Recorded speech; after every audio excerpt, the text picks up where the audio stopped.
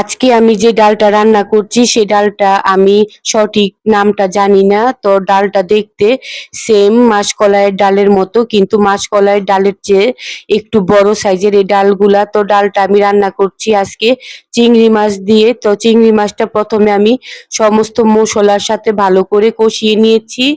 আর দেখেন ডালটা আমি আগে থেকে শুকনা তাওয়ায় তেলে তারপর আমি ডালটা সিদ্ধ করে নিয়েছি।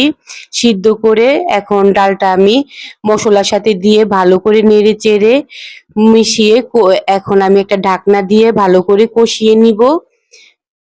এরপর আমি দিয়ে দিলাম 1 চা চামচ লবণ। লবণটা দিয়েও আমি কিছুক্ষণ নেড়ে চেড়ে ডালটা ভালো করে কষিয়ে নিচ্ছি। কষানো হয়ে যাওয়ার পর দিয়ে দিলাম হালকা গরম পানি।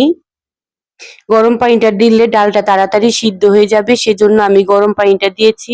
তো দেখেন আমি ঢাকনাটা তুলে এখন দেখে নিচ্ছি ডালটা কেমন হয়েছে। তো ডালটা প্রায় সিদ্ধ হয়ে গিয়েছে আমার। এখন আমি কিছু ধনিয়া পাতা দিয়ে দিলাম এখানে, আর দিয়ে দিলাম 4-5টি কাঁচামরিচ। তো এখন আমার প্রায় ডালটা রান্না করা হয়ে গিয়েছে। আমি এখন চুলাটা বন্ধ করে ডালটা নামিয়ে নিব চুলা থেকে। আমার ভিডিওটি ভালো লাগলে লাইক, কমেন্ট, শেয়ার দিয়ে পাশে